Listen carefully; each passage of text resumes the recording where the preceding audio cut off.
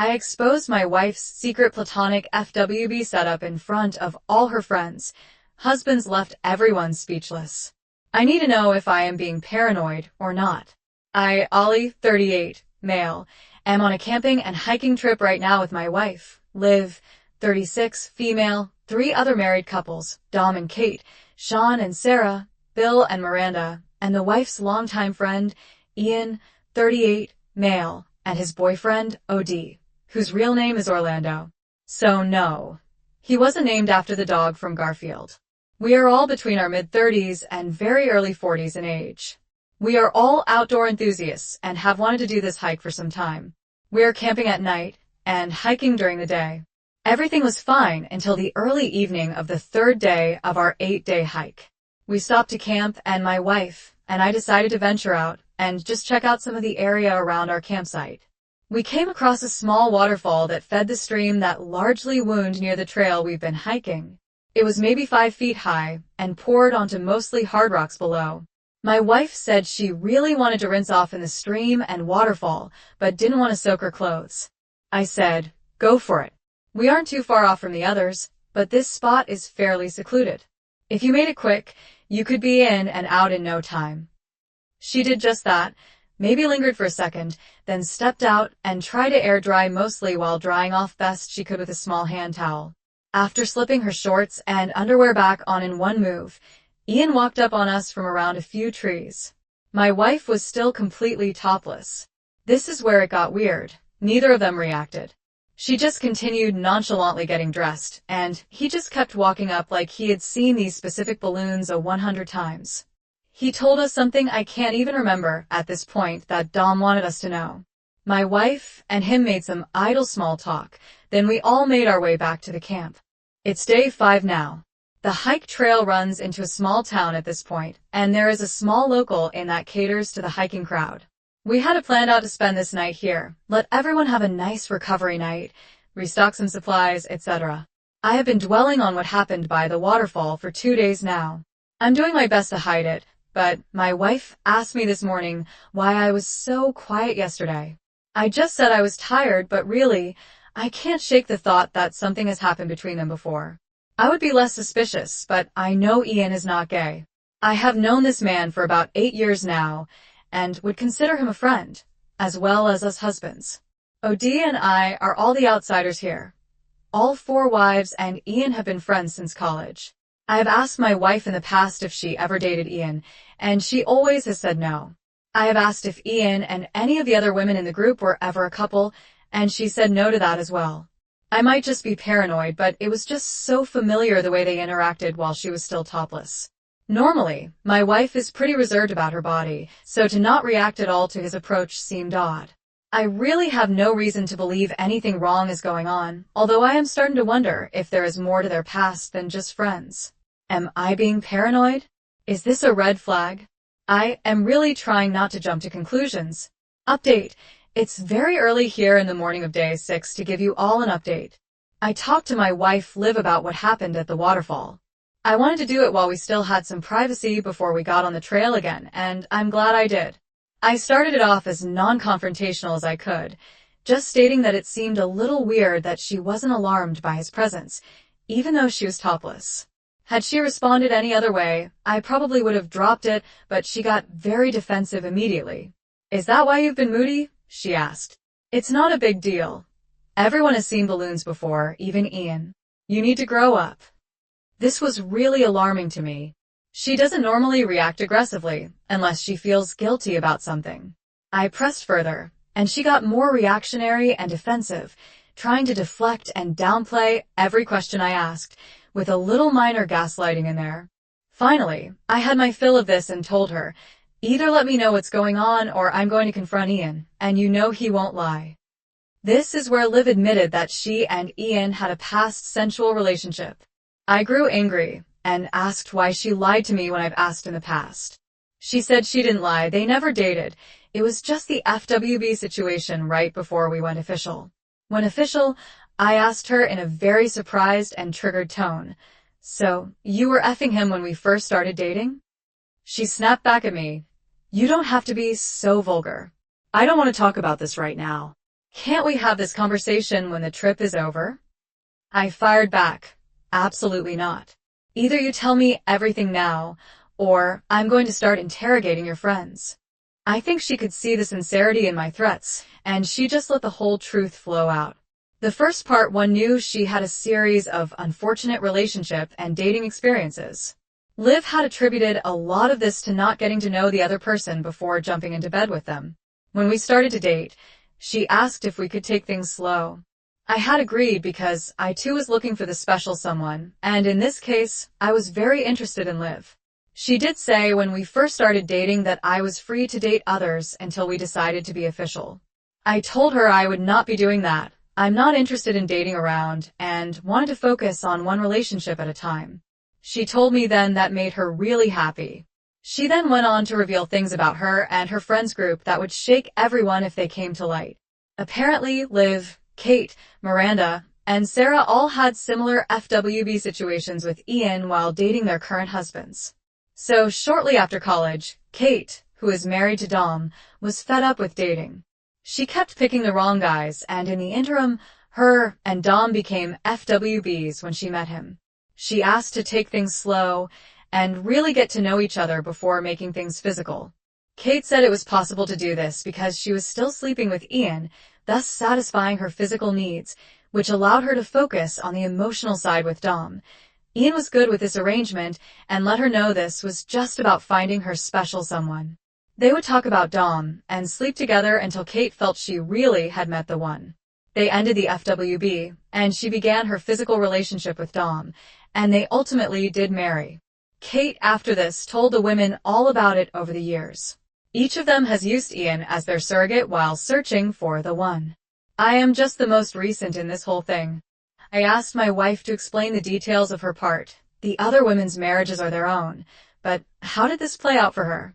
She told me that after her previous boyfriend turned out to have way too many narcissistic traits, she had enough and really wanted to meet a good guy. I guess that was me. She talked to Ian about helping the way he had with the other three.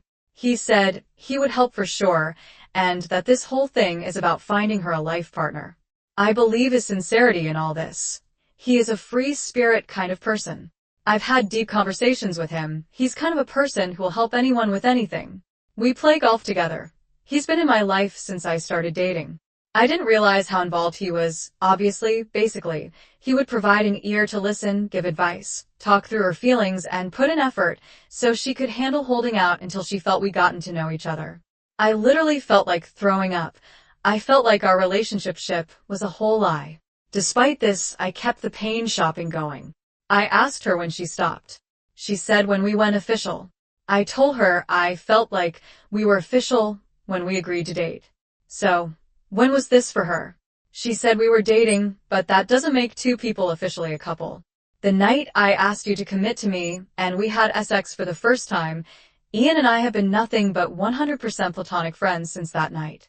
I pointed out that it was 7 months into dating. You were effing him for 7 months, the whole 7 months. She got quiet, and I knew the answer. I said, so let me get this straight. I would pick you up for a date. We would go out and have a wonderful time, hold hands, cuddle, kiss, make out, then I drop you off. You'd meet up with Ian, then EFF, and talk about how great of a guy I am. She spit back, don't make it sound so dirty. I was appalled. I wanted to run, but I'd walk myself to the middle of effing nowhere and had no way back other than to keep walking forward. In hindsight, I'm wishing I had just done that instead. I decided to press on for more details. I asked her, when you say you slept together, you mean you used him just to get yourself off? Or do you mean you did all the positions, foreplay, kinky things, and such that we do? She got really quiet. I calmly said, you need to answer my questions. I need to know, and I'm going to find out whether it's from you or one of them. And with that, I pointed in the direction of the door that led to other rooms. She very quietly said, all, even more than with you. The room was spinning at this point, yet I still asked the worst question. When was the last time? She replied, the night before our first time. I have never wanted to get away from someone more in that moment, but I just sat there and sulked. She tried to comfort me, and I told her to get away. I needed time. I had nowhere to go, so I just pulled a few blankets and pillows onto the floor at the foot of the bed. I passed out for a few hours, but I'm up now, posting this update. I want to just march right out of here, but at the end of this trail is a 12-passenger van I don't have the keys for. I'll have to stay with these people for 2.5 more days, and another half-day drive back. I don't know what to do. Part of me can kind of see the logic, but mostly I'm just hurt and feel like our whole relationship is just a long con on me. I feel settled for a silver medal. I also have an overwhelming urge to bring this to light in front of everyone, all of these other guys. It was the same thing. We're all just here under false pretenses. I don't know what to do. I've got about an hour before everyone's up, then I'll have to face Ian and my wife. Overreacting? Is this marriage worth saving? I don't see how we go back. Update: I am back in the comfort of my own home. Unfortunately, I and several others may be staring down the barrel of divorce. I was able to keep it together for the most part on day 6, although I'm sure everyone knew something was wrong with me. I was very quiet and kept trying to push the pace to get back to the van. I assume it was lunchtime when Liv pulled Ian aside and filled him in on what I knew at that point. Ian started trying to buddy up to me and talk, even though I told him to leave me be. He persisted a few more times until I finally snapped and told him to drop it in various assertive ways. Liv then intervened, and they both got the hint. I needed more time to process. The next 24 hours went smooth enough. Everyone just kind of left me alone. However, after snapping at him, Ian had a total demeanor change. He went from his usual laid-back self to somewhat standoffish with everyone. Occasionally, he would make little passive-aggressive comments, nothing too obvious but definitely directed at me. We hit the night of the 7th day and set up camp. I had relaxed a little and was being a bit more social with everyone. We were sitting around the campfire and cooking up the last of our food. People were just talking, joking, and telling stories. Billy told everyone a long, embarrassing story about himself from high school. It's a pretty funny story about him and his first girlfriend, and in it, he acts like a pretty big idiot. When he was done, he made some comment like, "I still can't believe I was ever that dumb. I still cringe thinking about it." After he said that, Ian popped off. "Well, at least you grew up. Some people never man up and get over the past." He then looked right at me with the most condescending look. In that moment, I had an out-of-body experience. I saw only red. The filter was gone. Reason was gone. It was on. You know, Ian, you're right. Sometimes we just got to man up and face the past head-on. At this point, Liv tried interrupting, but I completely ignored her. How about we address the fact while we were dating? Even the insects got quiet when I said that. "Oh, fellas, didn't you know either?" "Yeah." While they were holding out on us to build a connection, I totally air-quoted, our future wives were using old Ian here as their human dildo. Dom and Billy looked confused and angry. Sean had a look on his face like he just walked in on his grandma. It was just total train wreck shock. I wasn't done, though. I turned to Dom. It was Kate that pioneered this amazing plan. She figured out the key to building a lasting relationship was to take things slow, get to know each other before jumping into bed. All you need to handle the urges is a bestie willing to blow your back out when you come home from your dates, all hot and bothered. Dom jumped in at this point. "F you, Ollie, how do you know this?" "Oh, I just found out 2 days ago that when I take Liv out for shots, that wasn't going to be the only thing she was swallowing that night." At this point, Liv lost it and she started screaming at me. "Why are you effing doing this? You don't need." But she got cut off when Sean popped up. "It's true. It's all true." Everyone got quiet and looked at him. I've known since we were dating. I didn't find out it was everyone else too until after we were married. And sorry, I could have warned Billy. I swear I didn't know it was you back then. Billy had this immense look of dread on his face. "Sean, we used to double date Miranda and Sarah a couple of times. We went out and then dropped them off at Ian's afterwards. Does that mean they?" Sean just looked at him and nodded. I immediately turned to Ian. "You effing hound dog." Then I howled like a wolf, which in hindsight is really embarrassing, but at the time I thought was hilarious. Arguments were breaking out between the couples all over when an audible gasp and whimper drew everyone's attention. ODI was sitting there with heavy tears rolling down his face. He looked at Ian. Lies more lies. It never ends. No matter what I forgive, no matter how many times I take you back, you always do this to me. He then slapped him and turned and took off down the trail. Ian ran after him. The other three couples grumbled under their breaths at each other, then each started off in separate directions. I stood by the fire feeling triumphant. Liv walked up to me and said, "I hope you're happy." I quickly looked her in the eye and said, "I've never been more effing happy with myself in my whole life. I'm 80/20 for divorce right now. I recommend leaving me be until we are home, unpacked, showered, and fed, because the only thing you are going to accomplish before then is getting me to turn that to 100. At that point, she turned and went into our tent. The next day was the most awkward 7 hours of my life. Between the morning pack-up, hike to the van, loading up, and the 4.5-hour drive home, maybe 19 words were said in total. And sitting in my bathroom, freshly showered, I'm going to go eat some chicken nuggets, drink 3 Dr. Peppers, and then talk to my wife. I don't know where we're going from here, or where anyone else is going to end up, but I know it's not going to be pretty any which way. Update. It's been 4 weeks since we got back from the trip. Everything, everywhere has seemingly imploded. Dom and Kate are getting a divorce. They've been together the longest of all of us couples and have a 10-year-old son. Dom took the revelation extremely hard. On top of them being together the longest, he had the longest courting period at 9 months. It's been a hard pill for him to swallow because he recalls they didn't really take the step to being intimate until he started to question whether he wanted to stay in the relationship. Now that he knows the truth, no matter what Kate tells him, he will always believe the time was so long because she didn't want to stop being with Ian. I sat down with Sean and had a few beers one night. We have been pretty good friends over the years, even if we only met through our wives. Sean said Sarah had been upfront with him when they started dating. She said she wanted to wait at least 3 months before making love, but also told him she would still be meeting with her FWB. Sean really liked her, but also informed her that he was only casually dating until he knew, and Sarah said she was fine with that as well. So, unlike the rest of us, Sean was also getting his during this time. Granted, he was the only one of us gifted transparent choice. 2 weeks before the 3 months was up, and after a few double dates with Billy and Miranda, Sean realized he was falling for Sarah and said he wanted her exclusively. She scrapped the 3-month minimum, and they were intimate the first time that very night and have never looked back. Both made each other completely aware of the other's exploits during this period, and the honesty seems to have gone a long way.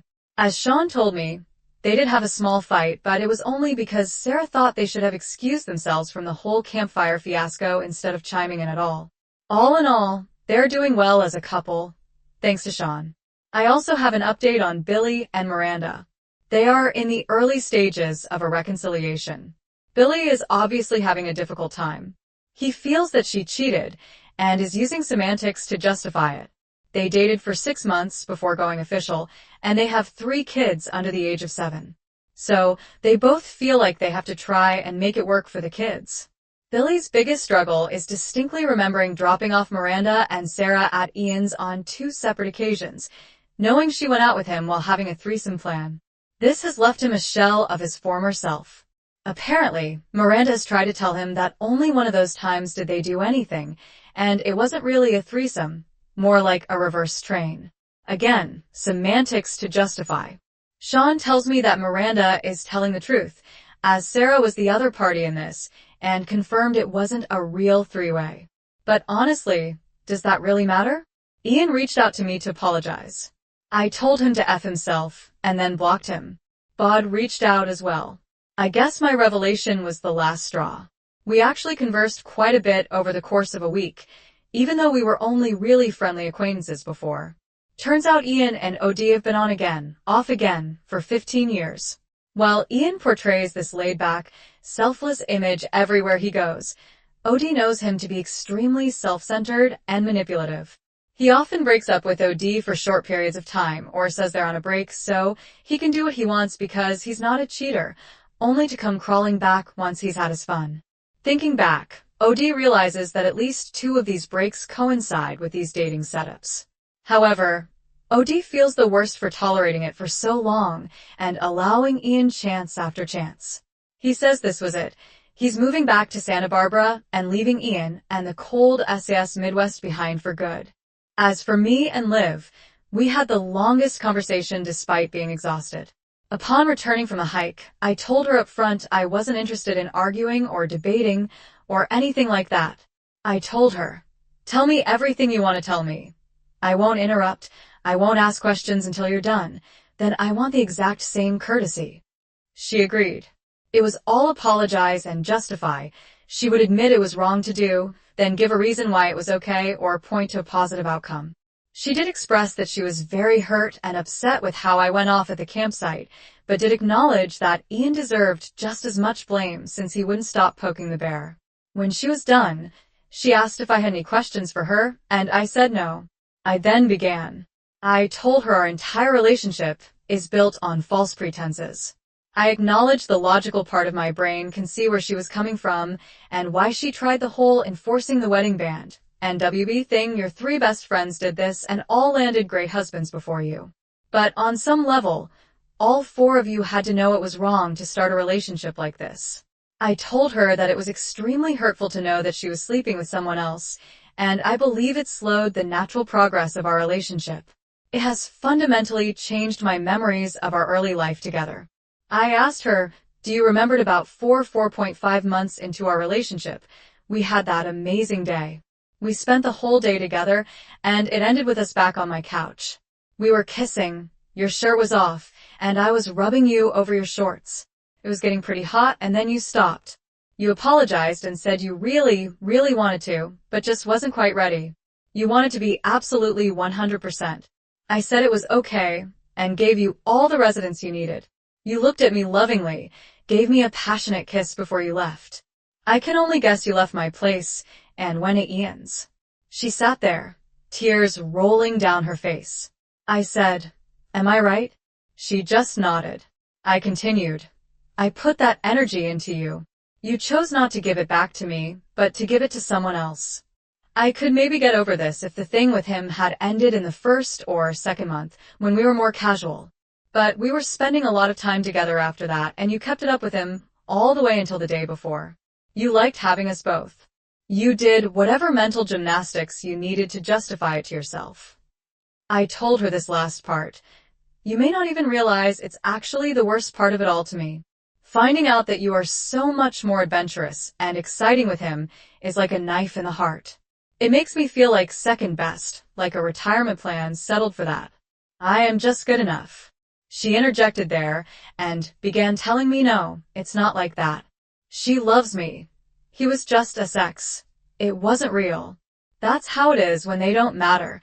It's easier to be loose and wild then. And so on. I waited for her to finish, then just said, "Remember, we agreed it was my turn to talk afterwards." I said, "I understand that's your point of view, but that is not my point of view. As your husband, I feel like it's my duty to give you the most and the best of my energy, my emotional energy, my physical energy, my mental energy, my sensual energy, and so on. I feel I have done that over these 8 years.